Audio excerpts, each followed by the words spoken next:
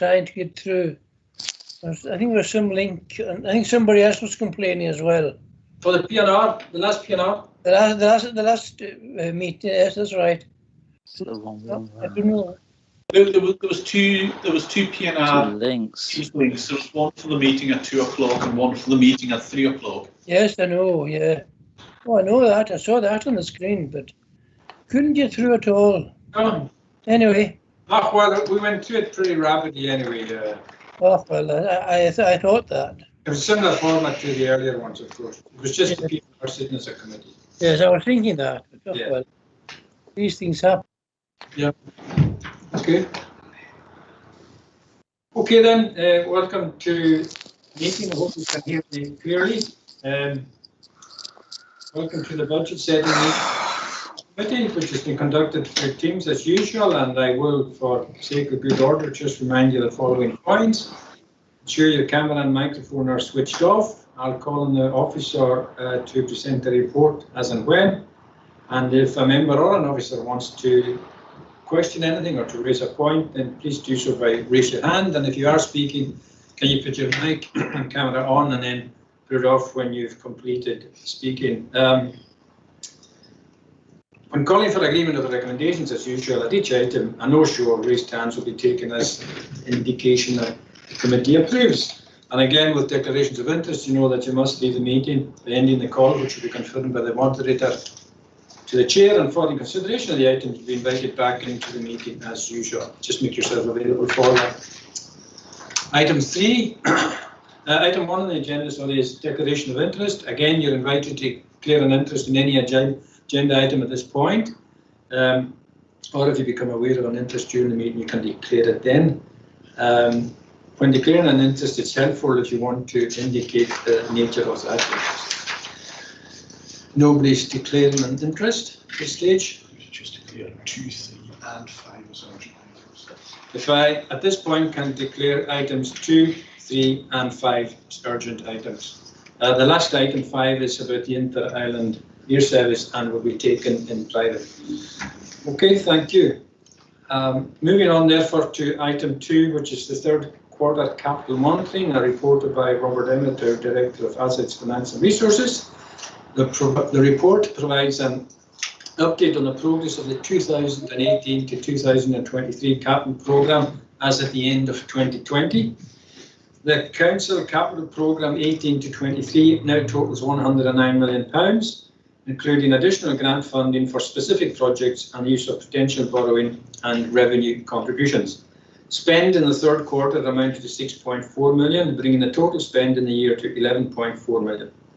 With the main expenditure being in relation to major building projects including Lewis Residential Care, Stornoway Primary, Barra and Battersea Community Campus, Achmadi Pier and Bernera Bridge.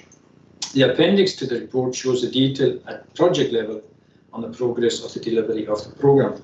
There are recommendations for approval at C1 of the report, and Robert Emmett will answer any members' questions. Mr. Emmett, do you wish to make any comments? Chair, if I may briefly, most of the capital programme is proceeding well. Members will be aware that the Goat Hill project is our biggest project on the ground, so to speak, at the moment, with the care facilities due to open next spring, and that work is progressing on the business case for the Barra and Battersea Community Campus, which is with the Scottish Government, I think, at the moment in terms of the next stage. On smaller projects, there have been some additional costs associated with delays because of COVID, which are being dealt with at the moment. And the most significant item in this report is the Bernera Bridge. If you wish details, I think, on how that's doing, Mr. Mackenzie will be able to provide that. But at the moment, it will be appropriate to do that in private if there were questions about the detail, because obviously we're still in a procurement and delivery phase.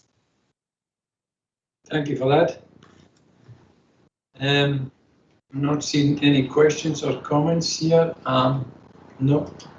I've just had notification from Norrie MacDonald that he can't get into meeting, so I don't know if anybody. Can you check if he's now got in?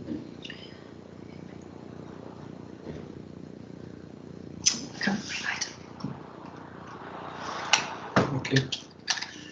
Can we therefore move on to item 3, third quarter revenue monitoring? Chairman. Ray Mackenzie. Ray? Thank you. Thanks, Chairman. Just one point that I noticed on the capital programme, that the early years, which was a major capital, that seems to be still under Stornoway Primary.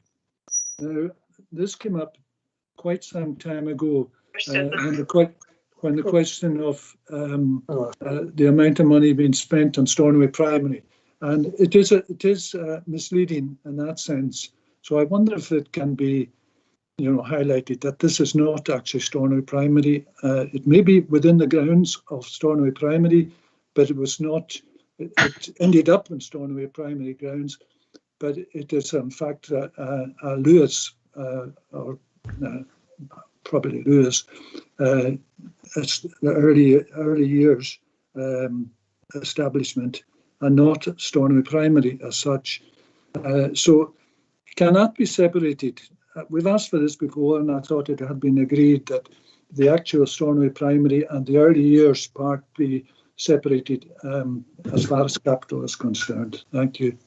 Thank you, Ray. I don't think I think it's neither here nor there, to be frank, because there are people going to early years in other parts of our school estate as well. So we wouldn't say that because we've got 5% of preschool pupils in Laxtive, not from the Laxtive area, it's not a Laxtive school spend. It just indicates where the spend is.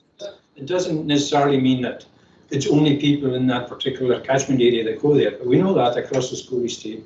But quite happy to put a note and addendum to it to clarify that. Yeah, because that is different, because it was a big capital programme or establishment, and it doesn't affect Stornoway Primary in the sense that money has been spent on the main Stornoway Primary School, and it just so happened that it ended up after maybe going to Back, maybe going to Sandwick, maybe going wherever, and it ended up, well, we'll put it in Stornoway Primary grounds.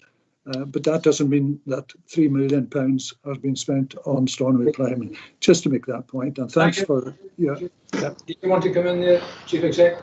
Thank you, Leader. If I'm looking at the right document, there is a note attached to that 3 million saying early learning and childcare grant funded. So it is clear that it comes from external sources. If that helps.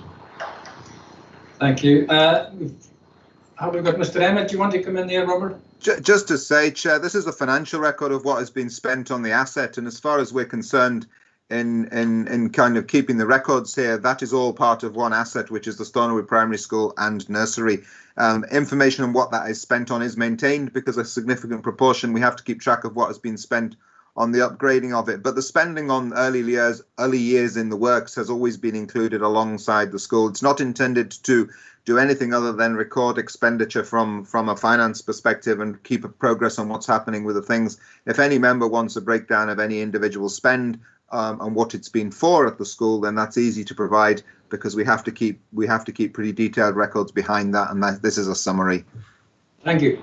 And Angus McCormack, is that you? Thank you very much, Leader. I think that I don't altogether agree with Councillor Mackenzie's view on the matter at all. It's very much Stornoway Primary Preschool, run by Stornoway Primary senior staff, staffed by Stornoway Primary teachers. It's one whole school, and I just don't understand what on earth point he's trying to make here at all. It is one complete school. It's not. They're not separate schools, and in the consequence of joining the new piece to the original school, there have been considerable enhancements in that area to make access between the two much better than they were before. It's been quite significant. I mean, I saw around it quite some time ago, long before COVID, in fact, and I was very impressed at how much additional space was available, if you like, in a composite way for the whole school to use. Thank you. Okay, thank you. Any other questions? Can I come back on that? Okay, well, I want us to wrap it up on this. This is purely about capital expenditure and not about the virtues of who's doing what, and I think that's more for education. But okay, last word to you, Ray. Right. I'm not making a big issue of that, and going into all the whys and wherefores and all the rest of it. I'm just making the point that if in the future there's money to be spent on Stornoway Primary, that as has happened in the past, people would turn around and say, "Well, look, you've had £4 million spent on that, and what are you complaining about?" Well, in fact, that has not been spent on the Stornoway Primary itself. Thank you. I won't make an issue of it today. Excellent. Okay, that's item 2, which we had concluded anyway. Third quarter of revenue monitoring, item 3. Again, a report by Robert Emmett, our Director of Assets, Finance and Resources. It's for noting that details the Council's forecast revenue outturn for 2021. A summary of the financial performance to the end of December 2020 is attached at Appendix A, and the forecast outturn shows a projected deficit of £605,000. Overspends of £850,000 in health and social care, which will be funded from the Integrated Joint Board Reserves, and £750,000 on winter maintenance, which will be offset by underspends of £573,000 in Education, Skills and Children's Services Department, of which, as we've mentioned earlier, £100,000 relates to children's main placements. There are also loan charge savings of £350,000. These have already been earmarked. After taking into consideration the legal settlement, the unaudited accounts for 2019-20 show that the Council had balances of £2.8 million earmarked for the forward budget strategy, including the costs of the COVID-19 pandemic. The current projected overspend on winter maintenance of £750,000 and the additional costs and loss of income associated with the COVID-19 pandemic will reduce these balances to approximately £1.7 million, including the estimated Scottish Government loss in income funding of £1.06 million. It is prudent to retain the £1.7 million to support future years' budget as detailed in the concurrent budget and Council tax settings 21-22. Having done this in the past is one of the key reasons why we were able to absorb the changes this year. This is in addition, of course, to the Council's policy of retaining balances. Mr. Emmett, do you want to speak to that? Chair, just to add, Chair, there's been a lot of uncertainty in this year because of COVID with up and down. Very approximately the net cost to the Corps from COVID when we wrote the report was about 300,000, though we know we will get quite a significant contribution next year, and we understand there may be more monies coming our way, but there may also be more costs and responsibilities. So just to reiterate, I think what I was saying this morning is that we need to take our time to take a measured response to what we are doing and how we are dealing with things. And for example, if there's additional costs for capital, that may well fall onto revenue.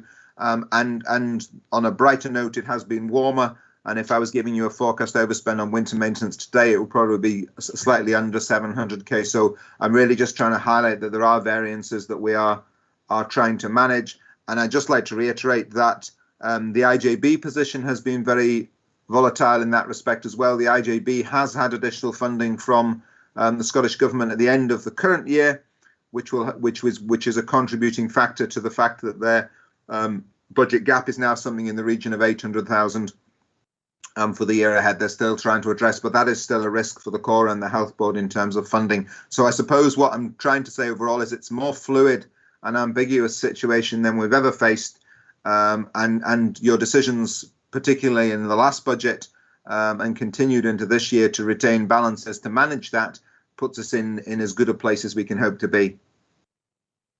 Thank you. I think, did I see Councillor Callum McLean first of all, and then Councillor Kenny John McLeod. Callum? Yeah, it's just thanks, Chair. It's just taking up on what Robert has just said there. What is a wee bit worrying is the fact that we have underspends. I'm looking at the ASN budget there for schools, for instance, an underspend of 110k. There is bound to be, that will increase greatly. I'm not a prophet or a doom merchant in that case, but I know and I see pupils, and I visit some, and I can see a bigger uptake in ASN once we get back to semi-normality in schools. So I would say there is, as Robert says, a need for caution in that respect. Although we have underspends, that's because the schools are closed, of course, but the COVID has affected these pupils more than it's affected any other type of pupil, those that are currently under ASN and those that will be going into ASN. Thank you for that note of caution, and that is across a lot of committees and a lot of challenges that are in front of us. Thank you for that. Councillor Kenny John MacLeod. Thank you, Leader. No, just to back up what Mr. Emmett was saying, there remains a significant concern about the finances of the IJB in terms of the structural deficit that is still within the budget there. The fact that the balances have been used, reserves have been used to balance the budget in the current year, and the balances are all expired now. And there is a meeting, as we know, later on within the week. But there's a significant concern there, and there's a huge amount of work to be done to try and bring that budget into order. Because whilst it's for the IJB, the consequences could be bounced back to the council at some point. So that is an ongoing concern, and I think we as a council should need to keep an eye on that as well. Yes, absolutely, and it's a feature that we've come back to again and time and again throughout the budget setting process. So if there's no further questions on that particular issue, can we agree to note the report of 3 and then move on to item 4? Item 4 is budget and council tax settings, and secondly the recommendation from service committees. So in respect of item 4A, the budget and council tax settings 21-22 is at item 1A in the budget folder on your iPads, and the report at item 4B confirms that each of the service committees have recommended approval recommendations set out in the budget papers insofar as their interests were concerned. I don't know if anybody wants to speak to that. It's all been through the committees. Robert, do you want to add anything at this stage? No, Chairman. In that case, I'm not seeing any comments there. Can I get the committee's agreement that the recommendations within the budget and council tax setting report are acceptable? And we agree. Thank you. I wanted to say a quick word about Robert Emmett before we finish. Sorry, we're going into private now. Before we go into private. Chair, just before you do that, you're also approving the additional recommendations from the service committees. This come from this morning's service committees. I thought it was okay. So just for clarity, we're agreeing the service committee recommendations, approved recommendations this morning, including the additional recommendations which were have been through to the service committees. Just for clarity, agreed? Thank you. Before we move on to item 5, which is about Inter-Island Air and it's in private, can I just say a couple of words about Robert Emmett? Robert Emmett has been an exceptional Director of Finance since 2005 and for Assets and Resources, which was added to his portfolio in 2019. He's been an outstanding employee for the authority for the past 21 years, and for myself, I've worked closely with him for the past 4 years, and he's proved to be a very able, diligent and hard-working colleague. And I always knew that his information and advice to me would be accurate and appropriate. His contribution to serving the Budget Board and the entire budget process, the latest of which is in front of us today, is acknowledged by all members who have always valued his work in this sphere. And I can assure Robert that he leaves with our very best wishes from us all, to him and Sue and their family as he relocates to Dundee. So all the very best, Robert, and I'm sure members echo that. Hear, hear. Thank you, Chair. Right. Yeah. You're welcome. Alistair, did you want to come in? Yes, just on the back of that, I haven't had an opportunity to mention Robert's departure, and I would just like to wish him and his family all the best as they embark on a new chapter in lives in Dundee, in the city of Discovery. I'm sure that Robert's new employers will discover that Robert is, will soon discover that Robert is a talented, focused and visionary officer and will bring energy and professionalism to his new post. He has been an exemplary servant not only to this council, but also to the community over many years, and I wish him every success in his new career. On a lighter note, a link with Dundee. I've supported Dundee since 1962 when they won the league. They've fallen, they're in the doldrums, unfortunately, at the moment, languishing in the Scottish Championship League. And I would wish Robert to sprinkle a little of his magic on the team so we can get promotion this year. All the best, Robert. Thank you very much. The only question there is, why did you wait till you were 22 before you started supporting him? So the final item is item number 5, which is in private. So those who aren't participating in the meeting shouldn't be here, can leave now. But can I say that it went through T&I? It's only for noting, and unless anybody's got any comment to make on it, can we just agree the report? Happy to agree? Yeah. Thank you very much. So the next meeting of this committee will be 31st March, but the next meeting today, of course, is full council at 5 p.m. So that's what, Eric? Okay, thank you very much. Thank you. Thank you. Thank you. Thank you, leader. Thank you, leader. Thank you.